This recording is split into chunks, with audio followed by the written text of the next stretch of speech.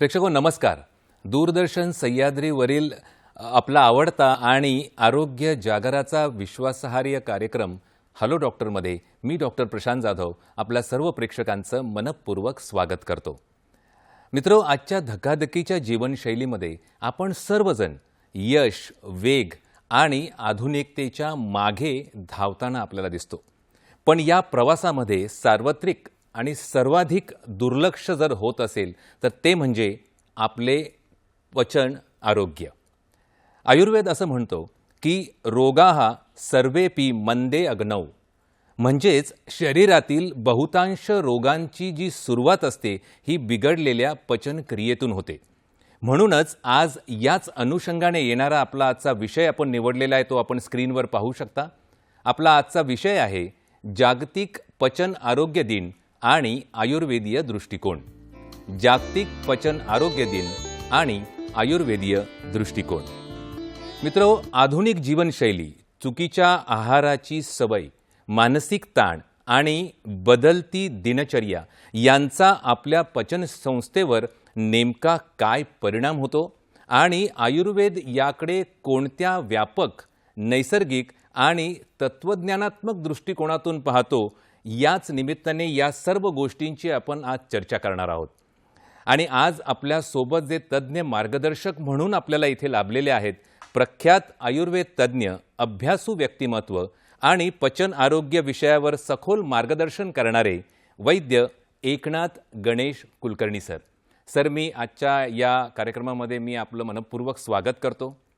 मित्रो, आज आपल्या पाहुण्यांचं, आपल्या तज्ञ मार्गदर्शक पाहुण्यांचं आज अगदी संक्षिप्त असं जर ओळख करून द्यायची झाली तर एका मान्यवर व्यक्तिमत्वाशी संवाद साधणारे हे व्यक्तिमत्व, ज्यांनी आयुर्वेद, अध्यापन, संशोधन आणि समाजसेवा या सर्व क्षेत्रांमध्ये आपल्या कार्याचा अमिट असा ठसा उमटवला आहे. आज आपल्यासोबत उपस्थित आहेत वैद्य एकनाथ गणेश कुलकर्णी सर, जे MD PhD Ayurveda, MA Sanskrit, DMCG म्हणजेच diploma in mass communication and journalism ही पदवी त्यांनी प्राप्त केलेली आहेत. ते प्राध्यापक, काय चिकित्सक विभाग, आयुर्वेद सेवा संघ, आयुर्वेद महाविद्यालय, नाशिक येथे कार्यरत आहेत. 33 वर्षाहून अधिक काळ अध्यापन आणि रुग्णसेवेचा समृद्ध अनुभव लाभलेले पंचकर्म, संधिवात, मधुमेह, दमा, किडनी व यकृत विकार यासारख्या विषयातील अभ्यासू तज्ज्ञ म्हणून ते ओळखले जातात. ते MUHSचे सिनेटचे माजी अध्यक्ष, माजी सदस्य म्हणूनही त्यांनी काम पाहिलं होतं व विविध समित्यांवर कार्य त्यांनी केलेले आहे. नाशिक येथील काळाराम मंदिराचे ते विश्वस्त म्हणूनही त्यांनी कार्य केलेले आहे.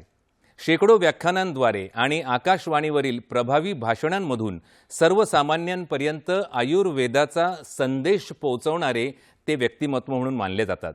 7 पुस्तकांचे लेखक, आयुर्वेद पत्रिका या मासिकाचे संपादक, 40हून अधिक शोधनिबंधांचे लेखक आणि 125 पेक्षा अधिक राष्ट्रीय, आंतरराष्ट्रीय परिषदांमध्ये सक्रिय सहभाग नोंदवणारे विद्वान असे व्यक्तिमत्व डॉक्टर कुलकर्णी सर मानले जातात. विद्यार्थ्यांचे मार्गदर्शक, संशोधक, उत्कृष्ट शिक्षक आणि समाजाशी घट्ट नाळ जपणारे संवेदनशील असं वैद्य आणि डॉक्टर म्हणून ते ओळखले जातात. आरोग्य, आयुर्वेद आणि समाजसेवा क्षेत्रातील उल्लेखनीय कार्यासाठी त्यांना 13 विविध अशा पुरस्कारांनी गौरवण्यात आलेले आहे. असे आजच्या विषयाचा सखोल अभ्यास व प्रगल्भ अनुभव या विषयाचा ज्यांच्यापाशी आहे, असे व्यक्तिमत्व आज आपल्याला डॉक्टर एकनाथ कुलकर्णी यांच्या निमित्ताने आज आपल्याला इथे लाभलेले आहे. त्यांच्याकडून आपण मार्गदर्शन नक्कीच घेणार आहोत. चला तर मित्र, अतिशय महत्त्वाचा असा विषय जागतिक पचन आरोग्य दिन आणि आयुर्वेदीय दृष्टिकोन या निमित्ताने आपण आज चर्चा करणार आहोत. आणि आपले जे मार्गदर्शक तज्ज्ञ म्हणून इथे उपस्थित आहेत ते वैद्य एकनाथ कुलकर्णी सर. सर, पुन्हा एकदा आजच्या हॅलो डॉक्टरच्या या भागामध्ये मी आपलं मनपूर्वक सर्वांच्या वतीने स्वागत करतो. आणि जागतिक पचन आरोग्य दिनाच्या निमित्ताने आपण आज ही चर्चा करत आहोत. सर, आजकाल लाईफस्टाईल डिझीज हा शब्द अगदी पर्वणीचा झालेला आहे. म्हणजे प्रत्येकाच्या तोंडी हा उल्लेख असतो. पण या अनेक आजारांच्या मुळाशी पचन संस्था असते हे अनेकांना कदाचित अवगत नाहीये किंवा माहीत नाहीये. मग सर, जागतिक पचन आरोग्य दिन साजरा करण्यामागचा मुख्य उद्देश आपण काय समजता, तो काय आहे आणि आजच्या काळात हा विषय इतका महत्त्वाचा का बनत चाललाय? सर, काय सांगाल? प्रथमतः मी धन्वंतरीला वंदन करतो आणि सह्याद्री दूरदर्शन वाहिनीचेही आभार मानतो. ज्याचे हाती शंखचक्र घट अमृत जलौका, सर्व रोग संहारून देतो आरोग्य जो लोका. महाविष्णू अवतार आहे सर्वांग सुंदर, धन्वंतरी देव थोर त्यास माझा नमस्कार. धन्वंतरीला वंदन करून हा जो जागतिक पचन आरोग्य दिन हा काय आहे आणि कशासाठी साजरा करायचा याबद्दल थोडक्यात सांगतो. वर्ल्ड गॅस्ट्रोएंट्रोलॉजी ऑर्गनायझेशन WGO नावाची एक संघटना 29 मे 1958 रोजी स्थापन झाली आणि ही दरवर्षी ह्या तिच्या स्थापना दिवशी एक थीम घेऊन या पचनाचं महत्त्व जगाला सांगत असते. आणि यावर्षीची सुद्धा थीम आहे की chronic diarrhoea don't flush the science away. मराठीत जर त्याचा अनुवाद केला तर जुनाट जुलाब लक्षणांकडे दुर्लक्ष करू नका. आणि आयुर्वेदाच्या दृष्टीनं सुद्धा पचन हा अतिशय महत्त्वाचा भाग आहे. आयुर्वेदामध्ये सुद्धा सांगितलेलं आहे की आणि हा दिवस साजरा करण्याचं जे कारण आहे त्याच्यामध्ये पचन संस्थेचं आरोग्य म्हणजेच संपूर्ण आरोग्य हे आपण समजून घेतलं पाहिजे. आपण जे अन्न खातो त्याचं पचन, पोषण आणि शरीराला ऊर्जा देण्याचं कार्य ही पचनसंस्था करत असते. आणि जर पचन बिघडलं तर त्याचा संपूर्ण शरीरावर परिणाम होत असतो. आणि आजच्या बदललेल्या जीवनशैलीमुळं ॲसिडिटी, बद्धकोष्ठता, लठ्ठपणा, फॅटी लिव्हर, अल्सर, IBS म्हणजे इरिटेबल बोवेल सिंड्रोम, पोटाचे कर्करोग हे सगळे आजार वाढत आहेत आणि त्याचं मूळ कारण पचन आहे. आणि पचनाबद्दलचं महत्त्व लोकांना समजणं फार महत्त्वाचं आहे. चुकीच्या आहार सवयीबद्दल जागृती व्हायला पाहिजे. आज आपण पाहतो की फास्ट फूड, नंतर अवेळी खाणं, अशा पद्धतीत अतिशय घाईत खाणं आणि व्यायामाचा अभाव ही सगळी कारणं आहेत. आणि त्यामुळं आरोग्यदायी जीवनशैली ही सध्याच्या लोकांची नाही आहे. ती कशी होईल हा प्रयत्न करायला पाहिजे. प्रतिबंधात्मक आरोग्याची जाणीव करून द्यायला पाहिजे. आणि रोग होण्यापूर्वीच आयुर्वेदाचं सुद्धा हेच उद्दिष्ट आहे की स्वस्थस्य स्वास्थ्य रक्षणम, म्हणजे निरोगी आहेत त्यांचं आरोग्य रक्षण करणं हे आयुर्वेदाचं पहिलं प्रयोजन आहे. आणि आयुर्वेदातली जी अग्नी संकल्पना आहे आणि अग्नीबद्दल आपण जास्त विचार अजून करणारच आहोत.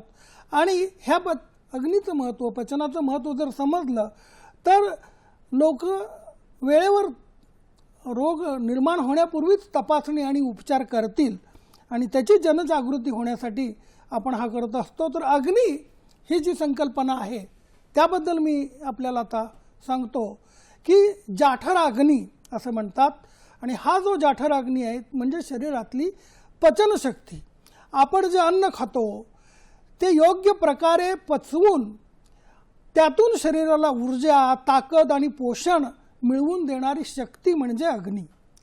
आता घरातल्या चुलीचाच आपण जर विचार, चुलीवर एखादं भात शिजवायला ठेवला तर त्याला व्यवस्थित उष्णता जर दिली तर तो नीट पचतो.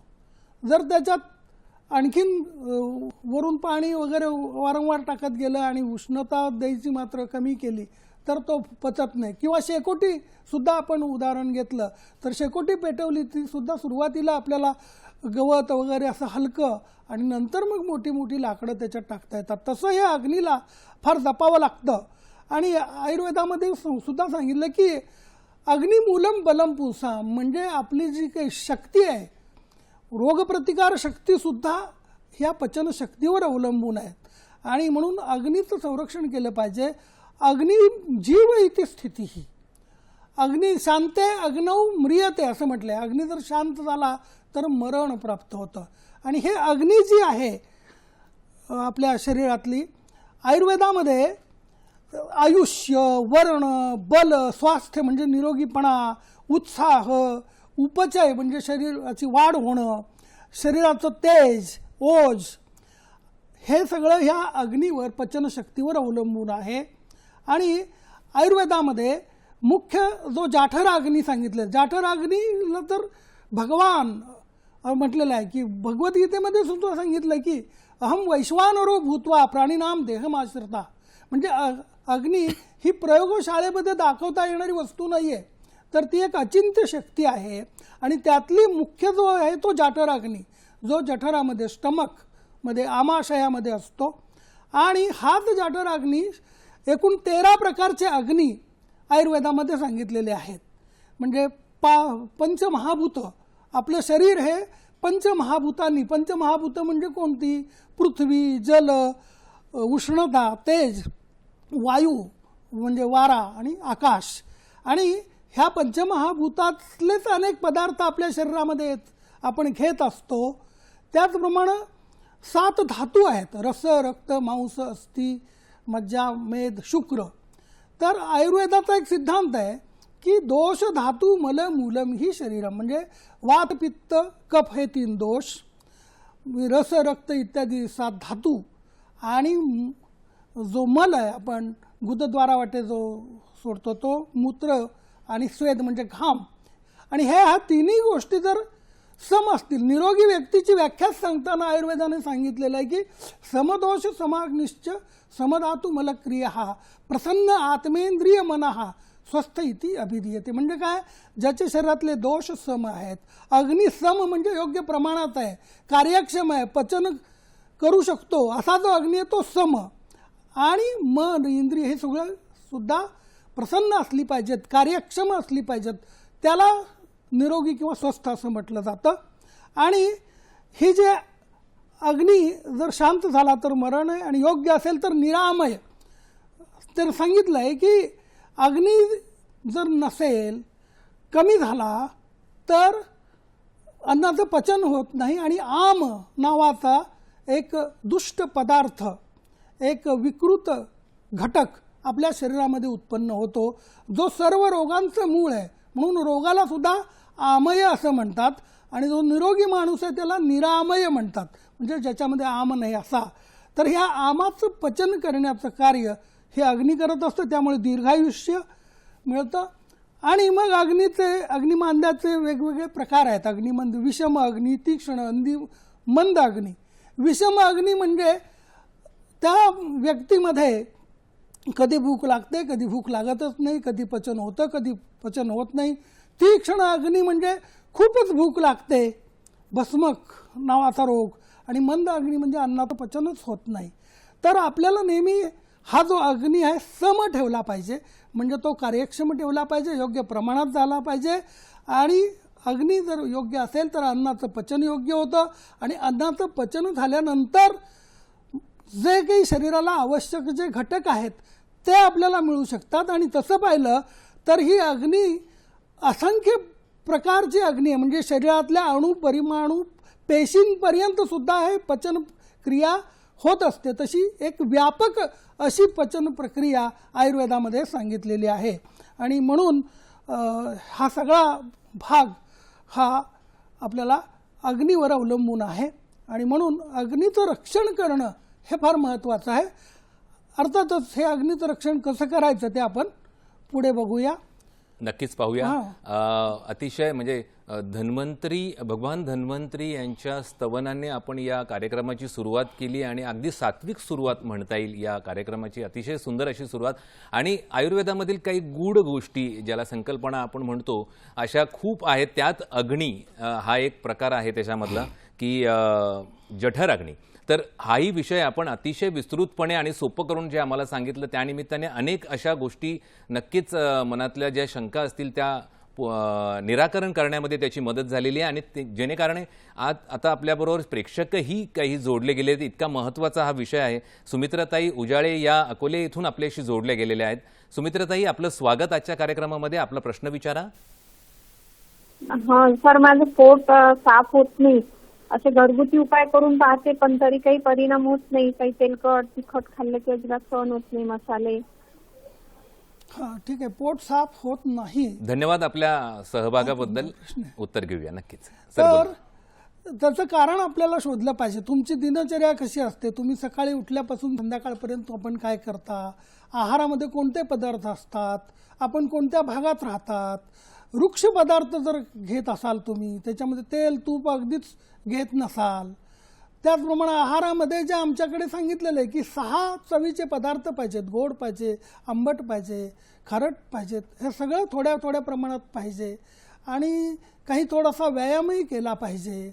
रात्रीची तुमची झोप वेळेवर झोपता का, हे सगळं तुमच्या दिनचर्येचा विचार करून आणि तुमचा जो आहार कोणता आहे तो नीट जर आम्हाला समजला तर तुम्हाला योग्य उपाय सांगता येतील. पण थोडक्यात जर सांगायचं म्हटलं तर तुम्हाला जे पचन नीट न झाल्यामुळं होतंय तर घरगुती काही उपाय पण सांगता येतात. जे आलं आहे आपल्याकडे सांगितलं की भोजनाग्रे सदा पथ्यम लवणार्द्रक भक्षणम, म्हणजे जेवायच्या अगोदर तुम्ही आलं आणि मीठ खाल्लं थोडंसं तरी त्याचा अन्नपचनाला उपयोग होईल. आणि हरितकी म्हणून हिरडा नावाची जी वनस्पती आहे त्याचं गंधर्व हरितकी चूर्ण मिळतं किंवा साध्या हिरड्याचं चूर्ण मिळतं. हे जर तुम्ही रात्री घेतलं किंवा सकाळी उठल्या उठल्या घेतलं, एरंड तेल घेतलं तर निश्चितपणे तुम्हाला रोज मलप्रवृत्ती साफ होईल. आणि मलप्रवृत्ती साफ झाली की मग तुमचा अग्नीसुद्धा पचनशक्तीसुद्धा वाढेल. अगदी संक्षिप्तपणे आणि सुंदर रीतीने सरांनी आपल्या शंकेचं निराकरण केलं असेल अशी मी आशा बाळगतो. सर, त्याच अनुसरून तोच धागा धरून मी विचारू इच्छितो, कारण पचनशक्ती कमकुवत होण्याचे अनेक परिणाम आपण पाहतो. मग आज अनेक लोक असे म्हणताना आपल्याला दिसतात की मी सगळं व्यवस्थित खातो. आता हा प्रश्नही तसाच होता, पण त्यांच्या प्रश्नातही बरीचशी उत्तरं होती. तिखट तेलकट मी खाते आणि मला त्रास होतो असा, पण शरीर साथ देत नाही असा कुठेतरी एक संकेत लोकांच्या बोलण्यामध्ये आपल्याला जाणवतो. मग जेवण जर व्यवस्थित करतो पण शरीर साथ देत नाही, यामागे पचनशक्ती कमकुवत होणे कितपत कारणीभूत आहे, आपल्या लेखी काय सांगाल? निश्चितपणे पचनशक्ती कमी असल्यामुळेच जे काही खाल्लेला आहार आहे त्या आहाराचं शरीराला उपयुक्त घटकामध्ये रूपांतर होत नाही. कारण हे आपलं बाह्य पदार्थ जे पिंडी ते ब्रह्मांडी अशी सुद्धा आपल्याकडे म्हण आहे आणि बाह्य सृष्टीतले वेगवेगळे पदार्थ आपण घेतो पण ते जसे तर तसे आपल्याला उपयोगी पडत नाहीत. ते शरीरातल्या पेशींना वेगवेगळे जे घटक आहेत रस रक्त मांस यांना उपयुक्त असे अंश त्याच्यातले आपल्याला शोषून घेण्याचं काम किंवा ते रूपांतरित करण्याचं काम ही अग्नी करत असते. परंतु जर तुम्ही मांस खाल्लं मटण खाल्लं पण त्याचं जर पचनच ह्या आपल्या पचनशक्ती जर कमकुवत असेल तर मटण खाऊन सुद्धा मांसवृद्धी होणार नाही, वजन वाढणार नाही किंवा शक्ती वाढणार नाही. आणि म्हणून हे पचनशक्ती सुधारण्यासाठी आमच्याकडे स्थूल पचन आणि सूक्ष्म पचन असा सुद्धा भाग आहे. पहिल्यांदा जो आपण सगळं अन्न खातो त्याचा सुरुवातीचा जो असतो त्याला मधुर अवस्थापाक म्हणतात, म्हणजे कफाची निर्मिती होते. दुसऱ्या वेळेला पित्ताचे अम्ल आणि तिसऱ्या वेळेला वातदोष, हे तिन्ही दोष. त्याचप्रमाणे धातू सगळे रस रक्त मांस हे जे काही घटक आहेत शरीराची शक्ती वाढवणारे बल वाढवणारे हे सुद्धा करण्यासाठी सुद्धा जे अग्नी काम करतो त्याला धात्वग्नी म्हणतात. आणि हा जाठराग्नी जो आहे मूळ अग्नी जो आहे तोच त्यांचं सुद्धा पोषण करत असतो. आणि त्यामुळं ही जी जठरामध्ये असलेली जी पचनशक्ती आहे ती उत्तम असली, अर्थात ती चांगली होण्यासाठी आहार पचण्यासाठी उष्णता बाहेरच्या उष्णतेचा पण उपयोग असतो, हवेचा. त्याचप्रमाणे शरीरामध्ये वातदोष आहे तर ते समान उदान अपान असे वेगवेगळे वायूचे प्रकार आहेत. तर समान वायू आहे तो आपल्या पोटामध्ये अग्नीच्या जवळ असतो. बाहेरची शेकोटी पेटवण्यासाठी आपल्याला फुंकावं लागतं. तसं ही शरीरातला अग्नी सुद्धा चांगला प्रज्वलित होण्यासाठी हा समान वायू जो समान नावाचा जो वायू आहे हवा आहे शक्ती हा अग्नी पेटवण्याचं काम करते. त्यामुळे वायू शरीरातला जर उत्तम असेल, क्लेद हे अन्न घेतलेलं अन्न ते ओलं करून त्याला व्यवस्थित कठीण अन्न असतं, वृक्ष अन्न असतं, त्याला ओलेपणा येण्यासाठी जलीय अंशाचा उपयोग असतो. स्निग्धता, तेल, तूप हे सुद्धा आपल्या शरीरामध्ये उत्तम असलं तर हे अन्न पचायला उपयोग होत असतो. कठीण जो पदार्थ आहेत ते मऊ होण्यासाठी ह्या स्नेहाचा, तेलाचा, तुपाचा उपयोग होतो. योग्य काळ आयुर्वेदामध्ये कोणत्या वेळेला जेवावं, चांगली भूक लागली असेल तेव्हाच जेवावं आणि ह्या सगळ्यांचा समयोग, एकमेकांचं कोऑर्डिनेशन असेल तर अन्न चांगलं पचतं आणि मग आपल्याला आवश्यक ते जे शरीर घटक आहेत ते निर्माण होत असतात आणि शरीराची शक्ती आणि बल, त्याचप्रमाणे प्रतिकारशक्तीसुद्धा वाढते. म्हणजे या पचनशक्तीवर साधारण आधुनिक जीवनशैलीचा प्रभाव अतिशय प्रभावीपणे पडताना आपण पाहतो. पुन्हा आपल्याशी प्रेक्षक जोडले गेलेले आहेत. कृतीताई देशमाने या कराड येथून आपल्याशी जोडल्या गेल्या आहेत. कृतीताई, आपलं स्वागत. आपला प्रश्न विचारा. आमचे एक परिचित आहेत, त्यांचं वय साधारण 50च्या आसपास आहे आणि त्यांना एक प्रॉब्लेम होतोय गेले एक 10 वर्ष तरी. त्यांना काहीही खाल्लं तरी ढेकर येतात, म्हणजे अगदी पाणी पिलं तरी ढेकर येतात. कधी कधी पदार्थांच्या वासानं सुद्धा ढेकर येतात. तर हे कशामुळे होत असेल आणि आपण त्याला कसं कॉम्पॅक्ट करू शकतो? दुसरी गोष्ट, त्यांचं खाणं पिणं एकदम व्यवस्थित आहे, ते तिखट मसालेदार वगैरे काही खात नाहीत, पण तरी सुद्धा हा प्रॉब्लेम होत आहे. धन्यवाद आपल्या सहभागाबद्दल. अतिशय संयुक्तिक असा हा प्रश्न आहे. सर, काय सांगा? ढेकर येत नाही याचा अर्थ त्यांच्या शरीरातला पचनशक्ती कमी आहे, शिवाय शरीरातला जो वायू आहे, वायूचं कार्य पण नीट होत नाही आणि मुख्यतः त्याचं गुद परीक्षण पण करायला पाहिजे. त्यांना अर्श म्हणजे मूळव्याधीसारखा आजार नाही ना हे पाहायला पाहिजे. काही व्यायाम काही करतं, कारण चाललं पाहिजे थोडंसं. जेवणानंतर शतपावली घालायला सांगितलेली आहे. जेवलं की लगेच झोपतात का? त्याचप्रमाणे जेवणाच्या वेळा त्यांच्या काय आहेत? सकाळची शक्यतो 2 वेळा जेवावं आणि सकाळचं साधारणपणे 9 ते 10च्या सुमाराचं जेवण किंवा 11च्या सुमारापर्यंत आणि संध्याकाळचं सूर्यास्ताच्या आत ते जेवण करतात का? त्याचप्रमाणे जेवताना फार जर बोलतात का? हा जो वायू आहे, सांगितलं की जेवताना कमीत कमी बोलावं. नंतर पाणी कसं पितात ह्याच्यावर सुद्धा आहे. पाणी पिताना तोंड लावूनच त्या जे भांडं आहे पाणी पिण्याचं त्याला तोंड ओठ लावून पाणी पिलं पाहिजे. काही हे कोल्हापूरकडची माणसं मी पाहिलंय की असं वरून पाणी तोंडात ओततात, त्यामुळे तो वायूसुद्धा जातो पोटामध्ये. त्यामुळं त्यांच्या खाण्यापिण्याच्या सवयींचं नीट निरीक्षण करून हे केलं पाहिजे. आणि वातुळ पदार्थ जर खूप असतील, डाळीचे पदार्थ, विशेषतः वाटाणा हा त्यांच्या खाण्यामध्ये आहे का हे सगळं बघून जर उपाय केलं आणि साधे काही उपाय घेतले. एक चिंता लवण तेल नावाचं आहे, चिंच आणि म्हणजे आपण चिंचेचं कोळ आणि शेंगदाण्याचं तेल हे एकत्र हे करून तेल तयार करतात. ते तेल जर दिलं गेलं तर हा जो वायू वर जो येतोय तो आपल्याला खालच्या मार्गाने जायचा आहे. त्यामुळे गंधर्व हरितसारखी औषधं जर घेतली तर त्यांचं हे. नंतर अभ्यंग केलं पाहिजे रोज, म्हणजे शरीरातला वायू व्यवस्थित राहतो. म्हणून सांगितलं की अभ्यंगमाचरेत नित्यम. रोज अंगाला, सर्व अंगाला, त्याच्यामध्ये डोकं, शिरश्रवण, डोकं, नंतर कान, पाय ह्यांना रोज तेलाचा अभ्यंग केलं तरी सुद्धा हा वायूचं अनुलोमन म्हणतात की वायू त्याच्या अपान वायू तो खालच्या दिशेनेच गेला पाहिजे. तो वर आला तर मग ह्या ढेकरासारखे प्रकार येतात आणि म्हणून तो आपण विचार केला पाहिजे. अतिशय महत्त्वाचं अशी काही सूचना दिलेल्या आहेत, काही टिप्सही सरांनी दिलेल्या आहेत. पण आपल्या जवळच्याही आयुर्वेद तज्ज्ञाकडून आपण सल्ला नक्कीच घेऊ शकता. त्यांना तपासून बघितल्यानंतर बऱ्याचशा गोष्टी कदाचित अजून उजागर होतील.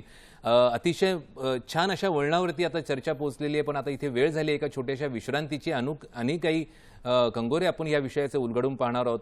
पण भेटूया एका छोट्याशा विश्रांतीनंतर.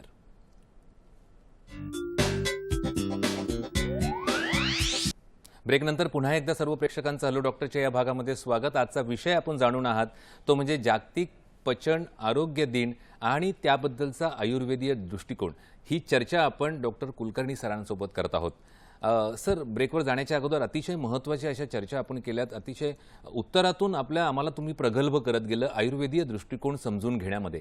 आजकाल आपण जेव्हा म्हणतो की म्हणजे जीवन हे जे वेगवान झालेले, यामध्ये आपण आरोग्य तर हरवून बसत नाही ना, हा प्रश्न नक्कीच निर्माण होताना आपल्याला दिसतो. कारण फास्ट फूड आहे, उशिरा जेवणं आहे किंवा स्क्रीन समोर असणं जेवताना, या सर्व गोष्टींचा आपल्या पचनसंस्थेवरती कोणता परिणाम, हेही आपल्याकडून जाणून घ्यायला आवडेल. आणि आयुर्वेद जेव्हा म्हणतं की औषधापेक्षा म्हणजे जर आपण आहार जर योग्य घेतला तर अनेक विकार हे टाळता येतील, हे तितकंच सत्य आहे. मग आपल्याकडून हेही जाणून घ्यायला आवडेल की आयुर्वेद जेव्हा म्हणतं की अन्न हेच औषध असतं, मग रोजच्या आहारात कोणत्या साध्या पण प्रभावी गोष्टी अंगीकाराव्यात जेणेकरून पचनसंस्था आपली अबाधित ठेवता येईल? काय सांगा सर?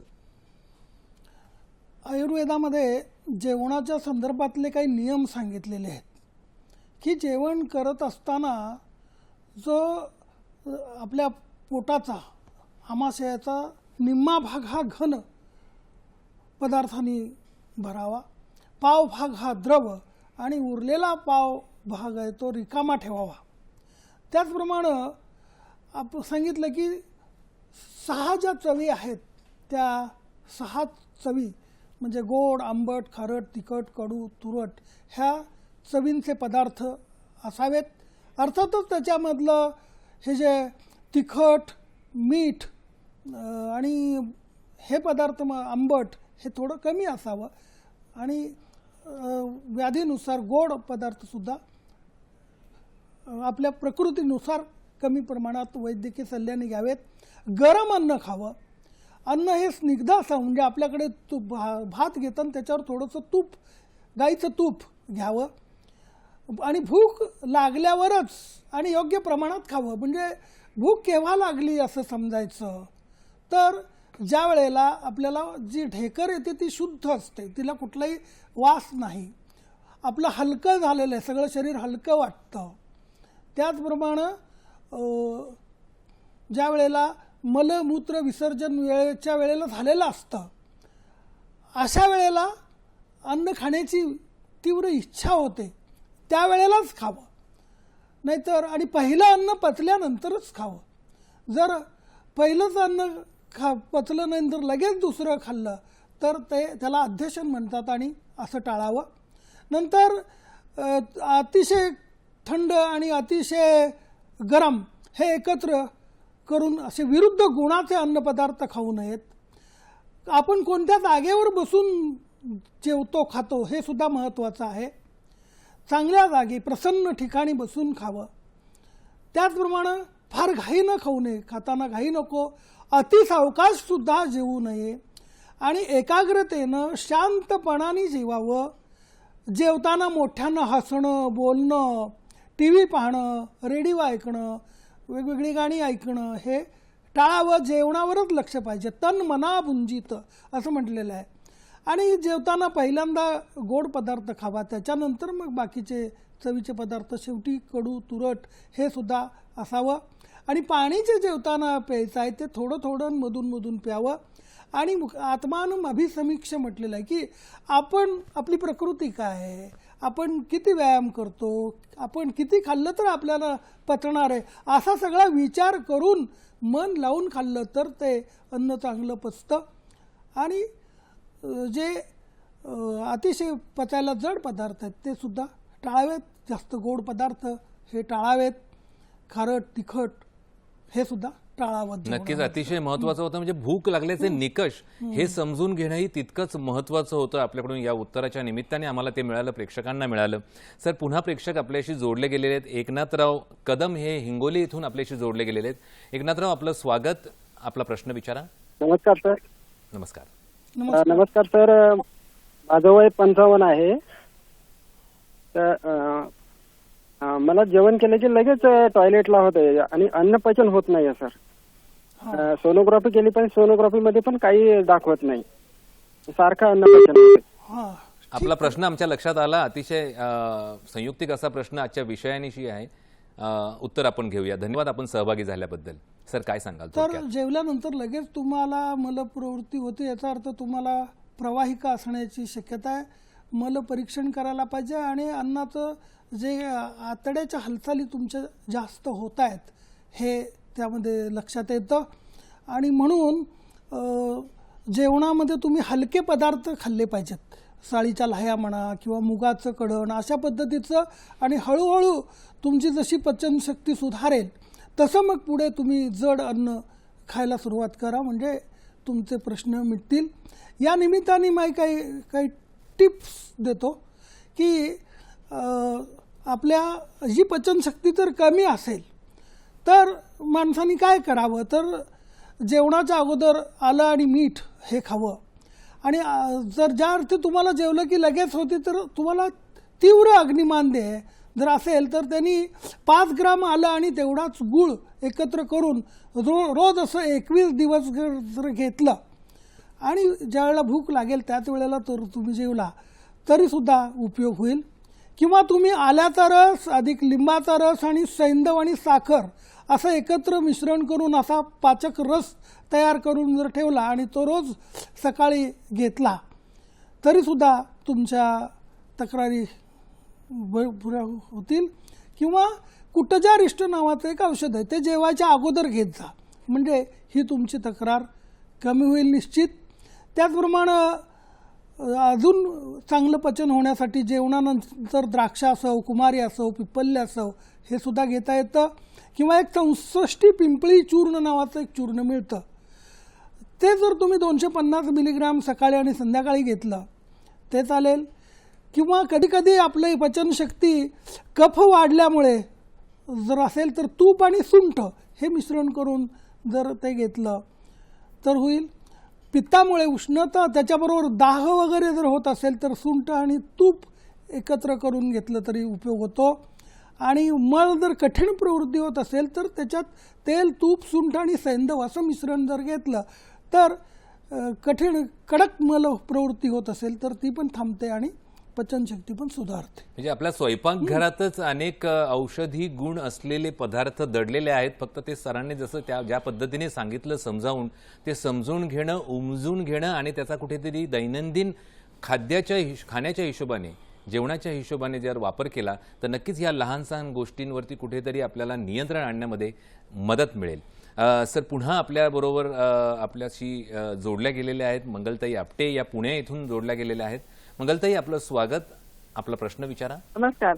नमस्कार. मला असा प्रश्न विचारायचा आहे की वयस्कर लोक असतात ना, तर त्या वयस्कर लोकांसाठी आपण काय सोल्युशन करू शकतो? त्यांना पाचनाचं 2-2 तासांनी खाणं देणं, कारण त्यांचं पचनही पडत नाही, ते झोपलेले असतात त्यांचं, तर आपण काय मार्गदर्शन करू शकाल त्या बाबतीत? नक्कीच अतिशय सुंदर असा आणि प्रश्न आहे.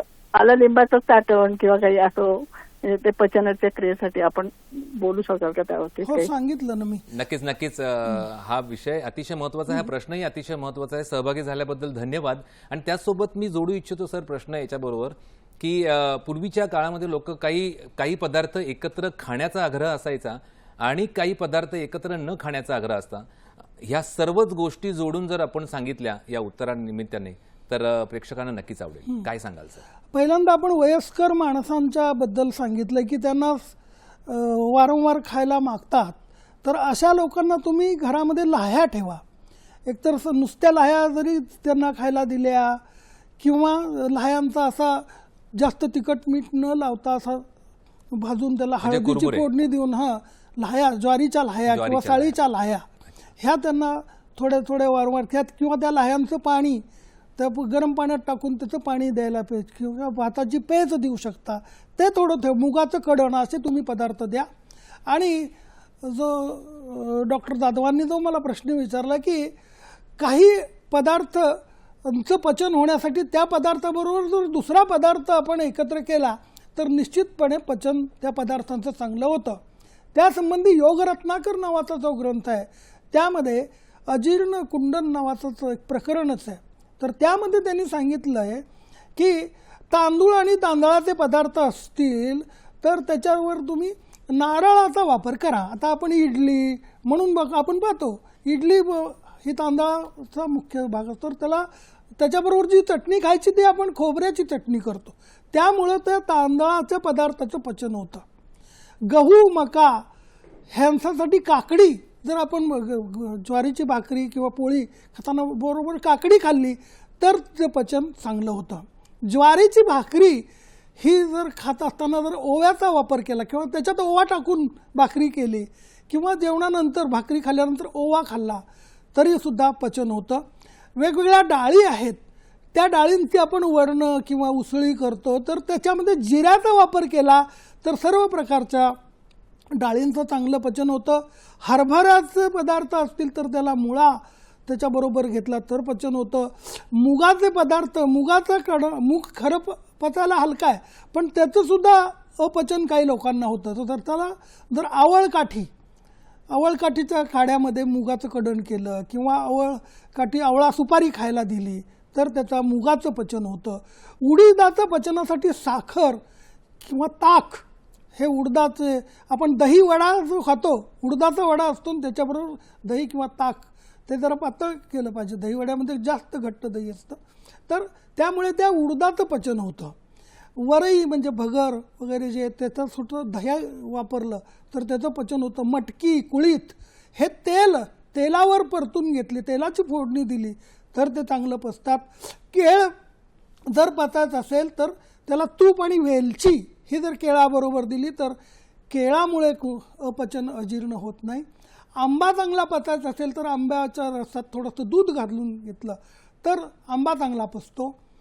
फणस हा जर पचायचा असेल तर फणस खाल्ल्यावर थोडं ताक पिलं तर फणसाचं चांगलं पचन होतं.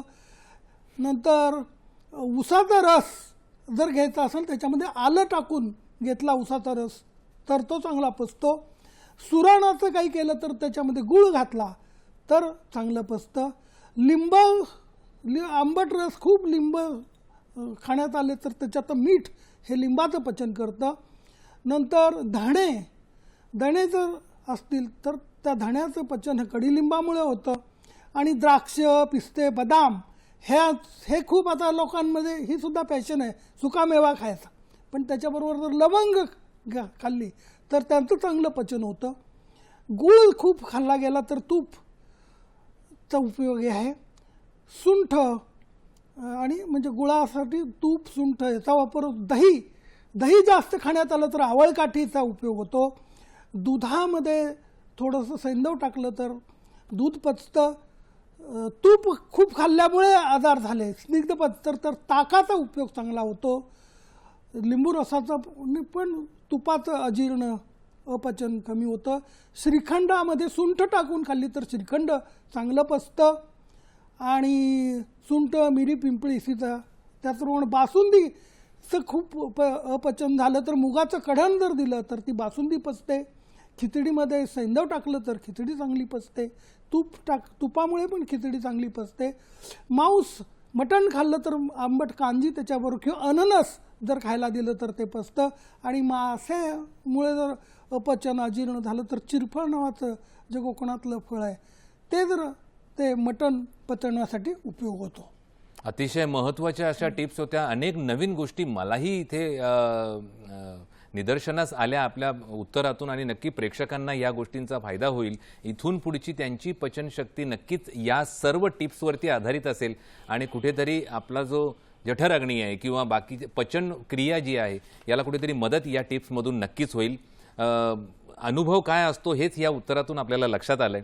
सर, आपण म्हणतो ना की मन आणि पचन यांचा खूप जवळचा संबंध आहे. नेमकं आयुर्वेद याबद्दल काय सांगताय आणि लहान मुलांपासून ते तरुणांपर्यंत आज जंक फूडकडे आकर्षण जास्त आपल्याला दिसतं, याबद्दलही आपण काय संदेश द्याल थोडक्यात आम्हाला जाणून घ्यायला आवडेल. कारण वेळ आपल्याकडे अतिशय कमी आहे, विषय फार मोठा आहे आणि आपला अनुभव त्यात या सर्व गोष्टींचा कुठेतरी समन्वय साधायचा आहे. काय सांगायचं? मन आयुर्वेदामध्ये सुद्धा जेवताना तन मना भुंजित म्हणजे मन लावून खाल्लं पाहिजे, जेवणावरच मन असलं पाहिजे हे सांगितलंय. आणि आपलं जे जैविक घड्याळ आहे ते सुद्धा मनाची परिस्थिती कशी आहे त्याच्यावर अवलंबून आहे.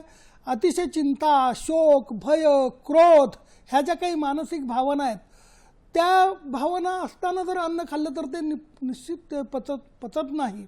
म्हणून सांगितलं की मन करारे प्रसन्न, म्हणून अन्न खाताना मन हे नेहमी प्रसन्न ठेवलं पाहिजे. अगदीच थोडक्यात आणि अतिशय सुंदर पद्धतीने आपण हे समजावून सांगितलं. सर, आज अनेकांच्या जेवणात जर पाहिलं तर ताटात अन्नासोबत मोबाईलही असतो, म्हणजे तो अविभाज्य घटक झालेला आहे. मग जेवताना मोबाईल आहे, टीव्ही आहे, मानसिक ताण आहे, आपण तर सांगितलाच. मग यामुळे अन्न पचनावरती आणि एकंदरीत परिणाम काय होतो आणि आपण ते का टाळावं याबद्दल अगदी थोडक्यात सांगा. यांनी सुद्धा आपलं जे काही जैविक घड्याळ जे आहे शरीरातलं ते बिघडतं आणि योग्य वेळेला जे काही स्राव निर्माण व्हायला पाहिजेत ते स्रवत नाहीत आणि अन्नाचं योग्य पचन होत नाही.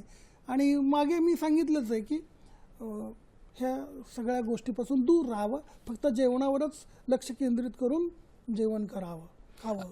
अगदी थोडक्यात आपण अतिशय सुंदर पद्धतीने हे समजावून सांगितलं की अनेकांना असं वाटत असतं की आयुर्वेद म्हणजे फक्त काढे आणि औषध, पण प्रत्यक्षात आयुर्वेद हा जीवन जगण्याचा एक दृष्टिकोन आहे. हेच कुठेतरी आपल्या उत्तरातून आम्हाला अधोरेखित होताना आपल्याला दिसलं. सर, महत्त्वाचं आहे आजच्या चर्चेमध्ये हा विषय झाला पाहिजे की उपवास हा केवळ एक धार्मिक परंपरा नाही आहे, तर त्यामागे आरोग्यशास्त्रही दडलेलं आहे. मग उपवास आणि पचन यांचा परस्पर संबंध काय आहे आणि योग्य पद्धतीने उपवास केल्यास शरीराला नेमका काय आणि कोणता फायदा होतो, थोडक्यात काय सांगाल? बरोबर, अतिशय चांगला प्रश्न आहे. उपवासालाच आयुर्वेदामध्ये लंघन असं म्हटलेलं आहे आणि लंघनम परम औषधम, सर्वश्रेष्ठ औषध सांगितलेलं आहे. या लंघनाचा शास्त्रीय दृष्टीनं पण आता अभ्यास झालेला आहे आणि जपानमधले एक शास्त्रज्ञ यांना त्यामध्ये नोबेल पारितोषिक मिळालं. त्यांनी ॲटोफॅगी नावाचं एक विज्ञान मांडलं.